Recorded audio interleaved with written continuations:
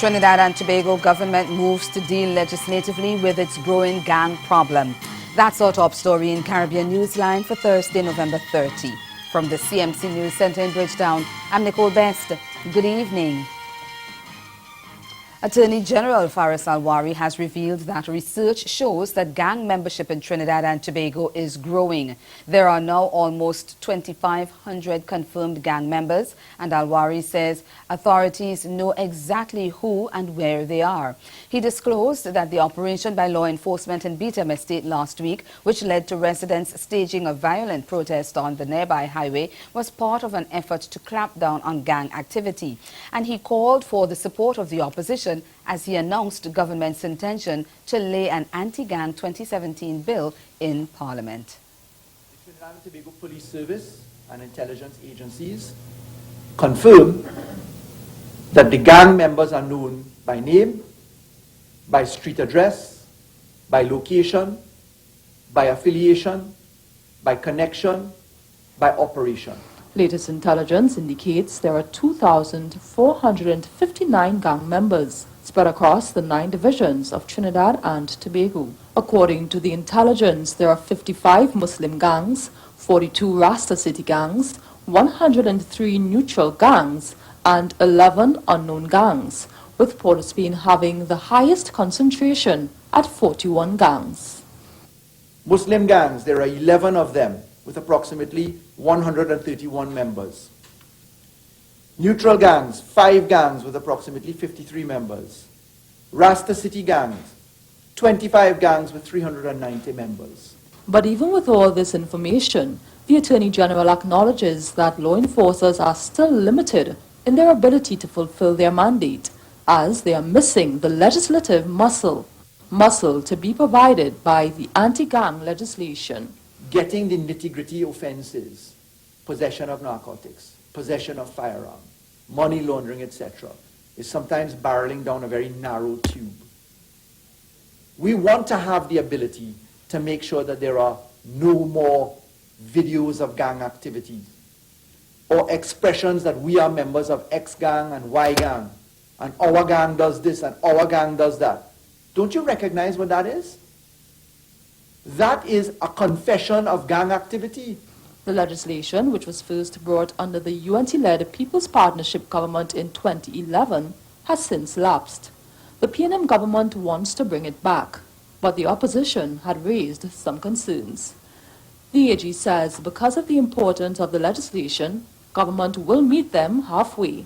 We're going to cut off the provisions that deal with seizing property, because we'll bring that in standalone law in civil asset forfeiture. So we'll cut that off. We'll put the law the same way it was, with only a few minor adjustments which are easy to explain. The main issues identified: do you have a criminal investigation unit? Do you have intelligence? Do you have witness protection? Is there enough material for successful prosecution? I've just dealt with that. The bill will be laid in Parliament on Friday. Still in Trinidad and Tobago, 2 police officers are being interrogated in connection with the escape of fraud-accused businesswoman Vicky Boudram from prison. She was taken from the women's prison in Golden Grove, Aruca on Monday evening by 2 officers who claimed that she had a court appearance. CNC3's Otto Carrington reports. Public Information Officer Acting Superintendent Michael Jackman confirmed to members of the media that 2 police officers attached to the Tunapuna court and process are in custody. He says the police is doing all it can to return Ms. Boudram to prison. We have engaged all stakeholders, we are utilizing all our resources in identifying where Ms. Boudram is with an effort, all in an effort to secure her and return her to the state prison. Boudram was taken from the women's prison in Aruka by 2 police officers who produced what appeared to be a court order for an emergency court sitting. Since then, Boudram has not been seen.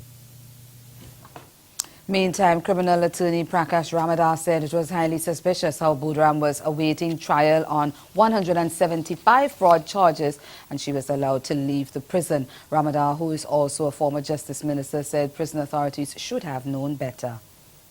Can be permitted to leave prison is 1, if they finish serving their term, and 2, if they have to go to court. And that process is not a word-of-mouth process. You get an actual order from the court indicating that they have a court date. It is presented to the prison authorities, which would have had their records from the last day they would have been to court. And then when that is confirmed, then that person is released into police custody.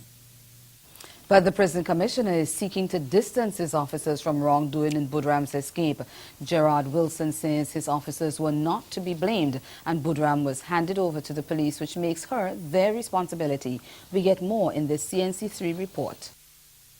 Following the escape of Vicky Boudram, prison officers are finding themselves on the receiving end of harsh criticism from members of the public. After all, it sounds as if Ms. Boudram and the police officers in question simply walked out of the prison with the blessing of the officers on duty. But the prison commissioner says his officers were simply following procedure and are not to be blamed. Commissioner Gerard Wilson admits that prison officers did release Ms. Boudram to the police around 5:15 p.m. on November 27th. The commissioner says WPC Navarro and PC Sylvester presented a court note from the Tunapuna Magistrates Court ordering her appearance. Commissioner Wilson admits that while this practice does not happen often, it is not illegal, as the prisons merely house remanded prisoners for the courts. He says all protocols and procedures were followed and Ms. Boudram was released into the police's care. The Prison Officers Association are also saying the same. It says their responsibility is to hold the person on behalf of the court, and it is the police who are responsible for transporting prisoners to the assigned court. However, it says this incident provides an opportunity to review how the courts, prison and police manage these offenders, and with the advances in technology, the process should not rely on a paper-based document system for communication. A former Moravian pastor in Jamaica has admitted in court to having sex with 2 underage girls. Rupert Clark pleaded guilty to the 2 counts of having sexual intercourse with a person under the age of 16 when he appeared in a court in the southern parish of St. Elizabeth on Wednesday. Police reported that on December 28th last year, a team on patrol found Clark with one of the complainants in a compromising position in his parked car. Further investigations revealed that Clark also had a sexual relationship with that child's sister while she was under 16. The former pastor of the Nazareth Moravian Church in the Central Parish of Manchester had been granted $800,000 bail after being charged. And after his guilty plea, his bail was extended for him to return to court for sentencing on March 8 next year. After a disastrous hurricane season, Caribbean forecasters have what they describe as good news for the upcoming dry season, which begins on Friday. Cedric Van Meerbeek, climatologist at the Caribbean Institute for Meteorology and Hydrology, tells CMC News most countries got enough rain in the hurricane season and there should be no drought or severe dryness in the dry season. Another piece of good news is also that the temperatures will be cool enough, so we won't be impacted severely by heat stress in the coming 3 months. After that, the temperature will again warm up towards the summer months. But for now, we'll be cool, and that's a good relief. Another piece of good news is that for the Guyanas, which is where this forum is hosted, which are now in the coastal areas in their wet season, that they will get reliable rains, which is also important for their agricultural output, which especially in Guyana is the major sector in the economy. Van Meerbeek says Haiti was again impacted by the climate, this time suffering a drought and severe heat waves. They have been suffering record high temperatures since April up until October. and we hope now that with the cool season, they will return more to normal situation. But of course, once you've been impacted, just like those that have been impacted by the hurricane, a little stress is enough to deteriorate the situation. Still to come in Caribbean Newsline, head of the UN World Tourism Organization tones down his criticism of the all-inclusive hotel model in the region. Stay with us. More news after the break.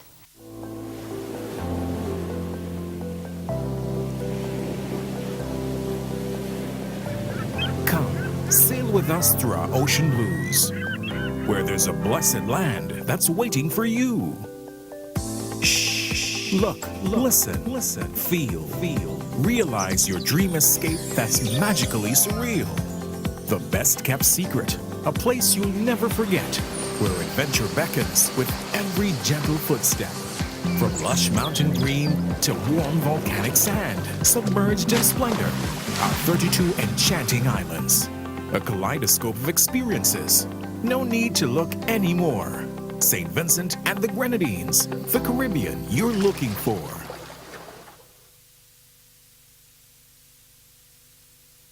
Did you know that a strategy has been developed to help improve the region's education and human resources?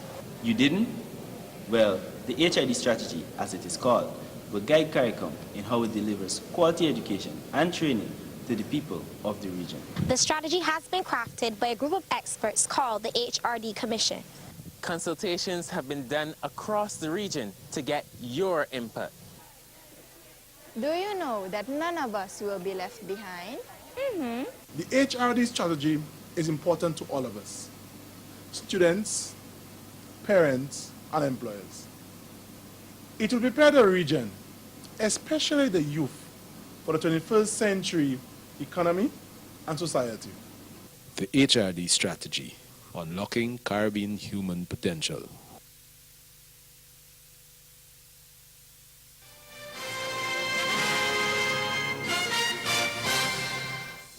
Secretary General of the United Nations World Tourism Organization, Taleb Raifia, is backtracking on his call for an end to the all-inclusive hotel concept in communities in the region that are in need of development. Lana Gay Franklin of TVJ News explains.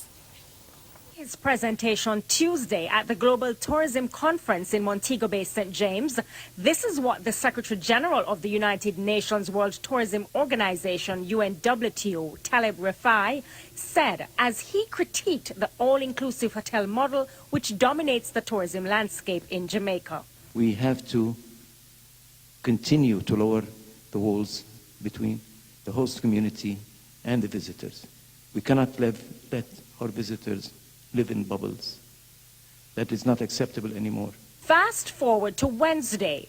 A hastily called press briefing to address the comments suggests the media coverage of his sentiments rattled feathers. The UNWTO Secretary General appeared to now be singing from a different hymn sheet, saying the media were a bit unfair in the coverage. What I was trying to do by dramatizing this, maybe the use of the word may have been a bit too dramatic. But what I intended to do is alert the owners and the private sector to the fact that now, after the successes that they have done, they need to now move it into a higher stage of development. But that was interpreted, unfortunately, in some of these articles by me attacking the existing model.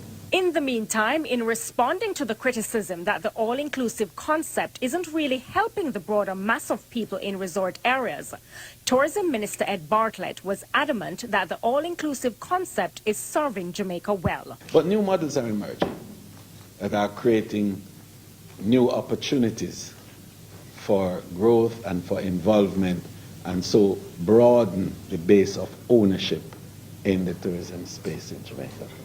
And I'm excited about that.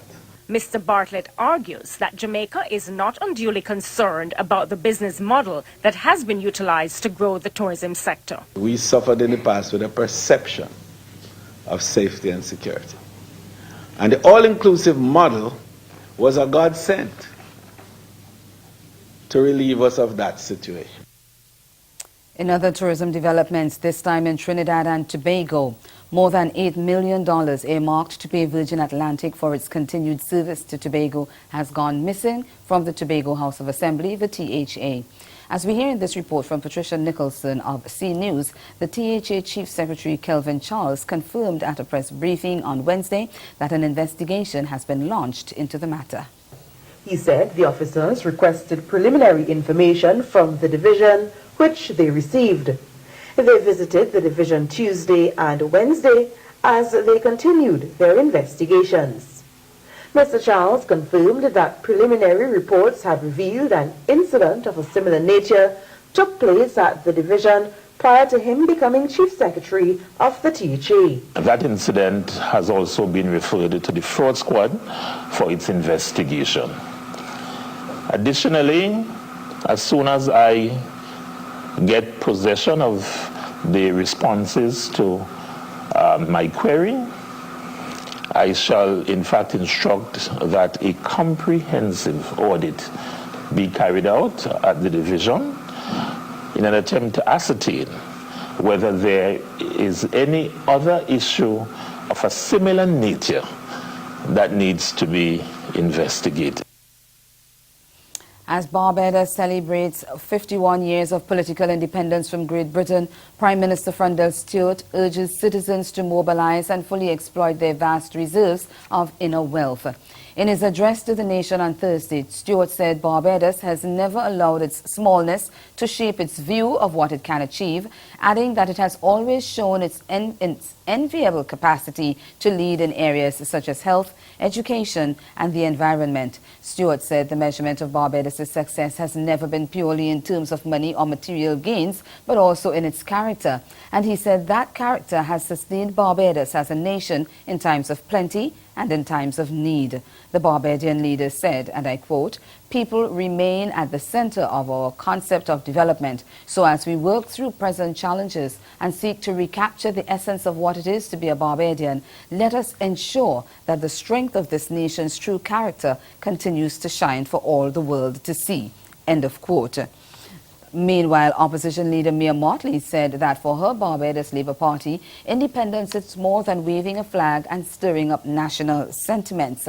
She said it is about making citizens confident of the country's future and showing that excellence can be expected and attained. The BLP leader called on Barbadians to join her party as it embarks on the next decade towards the country's first century as a nation. The World Health Organization says 1 in 10 medicines in developing countries, including the Caribbean, is substandard or is falsified. The UN Health Agency warned on Wednesday that these medicines, which fail to prevent and cure disease and could even cause death, are becoming more prevalent. The WHO has therefore called on governments to take urgent action to tackle this problem. The agency's Director General said substandard and falsified medicines particularly affect the most vulnerable communities. Anti-malaria and antibiotics are the most common substandard or falsified products. Others range from cancer treatment to contraception. The WHO said some progress has been made since 2013, with 550 regulators from 141 countries having been trained to detect and respond to this issue. And ahead in Newsline Sport, the West Indies captain confident of his side's chances in the soon-to-start Test series against New Zealand. Stay with us. Sport is next.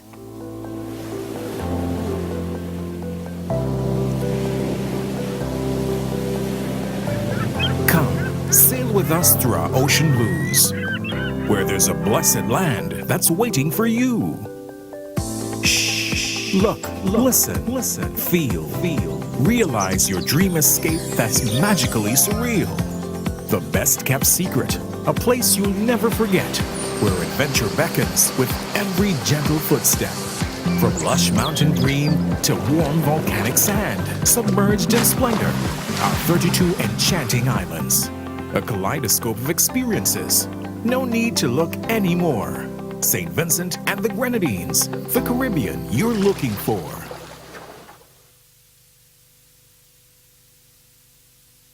Did you know that a strategy has been developed to help improve the region's education and human resources? You didn't? Well, the HID strategy, as it is called, will guide CARICOM in how it delivers quality education and training to the people of the region. The strategy has been crafted by a group of experts called the HRD Commission. consultations have been done across the region to get your input. Do you know that none of us will be left behind? The HRD strategy is important to all of us, students, parents, and employers. It will prepare the region, especially the youth, for the 21st century economy and society. The HRD strategy, unlocking Caribbean human potential.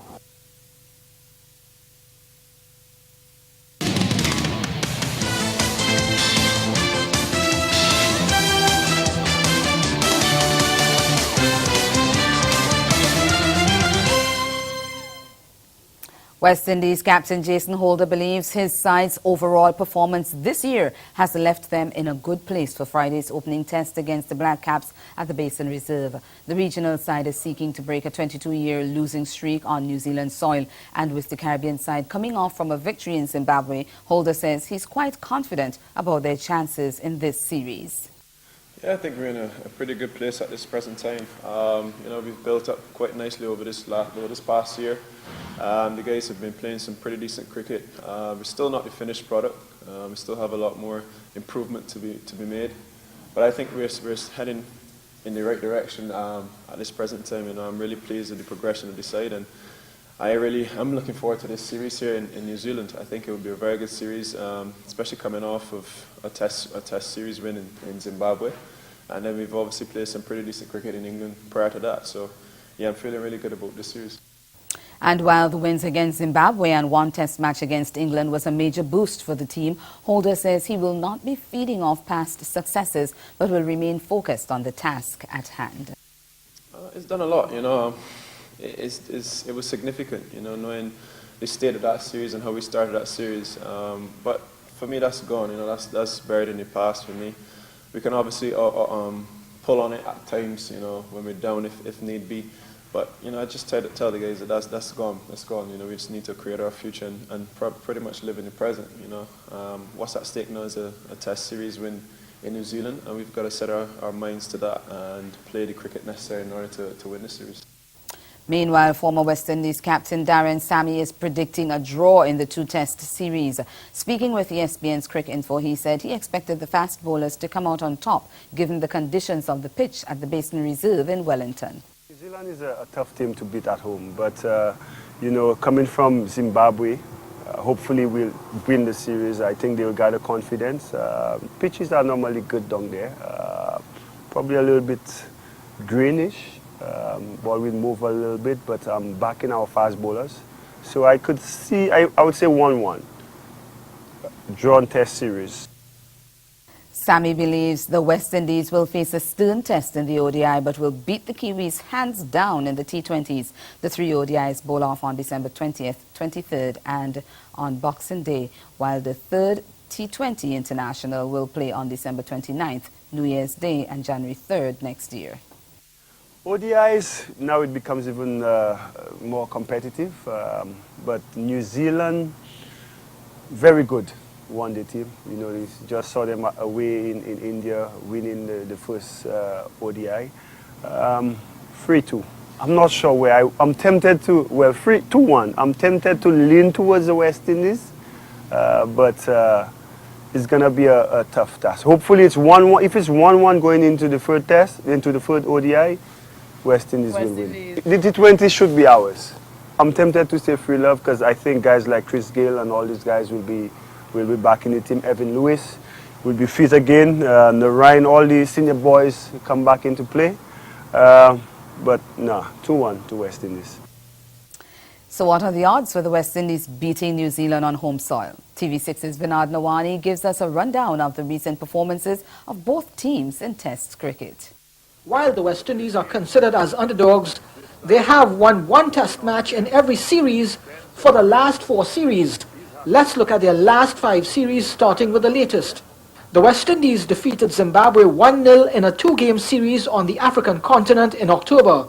But before that, Jason Holder's side impressed many in England, where they went under 2-1 in a 3-game series, which many thought would result in a whitewash in favor of the Poms. Against Pakistan too, The Windies lost 2-1 in the Caribbean this year in a 3-match contest. And to cap it off, in 2016, they also fell 2-1 to the men in green in the UAE, but before that, they lost 2-0 to India in the West Indies in a 4-match series. Now looking at New Zealand's last 5 test series. Their latest test series was in March this year, where they lost 1-0 at home in a 3-game series against South Africa. Prior to that, the Kiwis swept Bangladesh 2-0, also in New Zealand. In November 2016, Pakistan were also beaten in both games of their series. However, New Zealand's tour of India in September-October last year was a disaster, as they were whitewashed 3-0.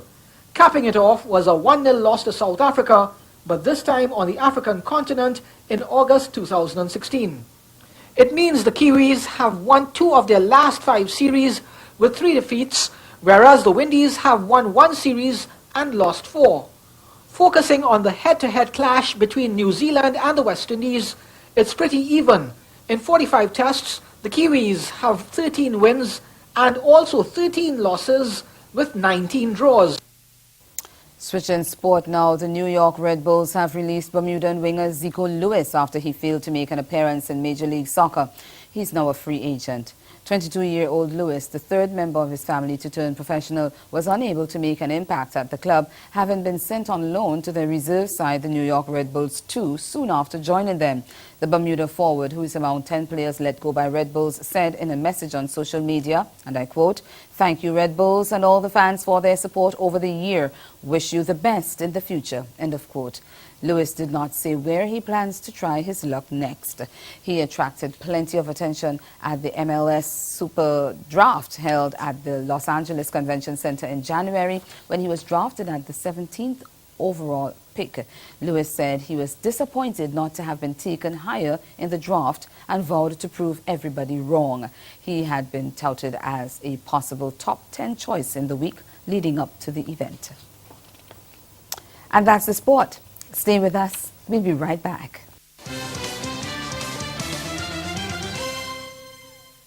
The first stat we want to go to as Tori Mark joins us is 31.8 points, 10 assists, and 55.3% shooting.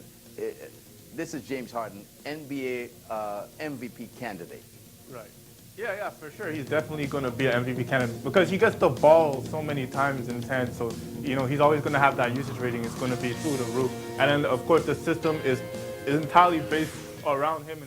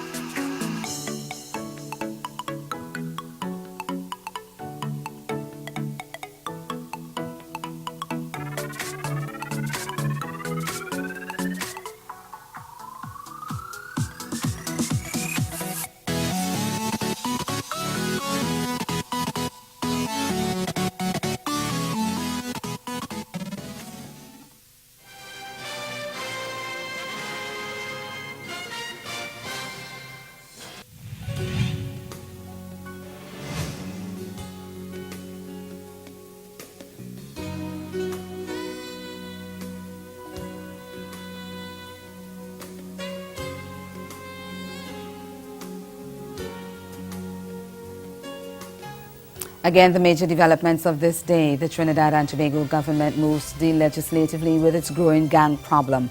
And in sport, the West Indies captain confident of his side's chances in the test series against New Zealand starting Friday. That's Caribbean Newsline. For news and sport around the clock, log on to condanews.com. We'll be back here again tomorrow. But from all of us at CMC News, thank you for watching and do have yourselves a very good night.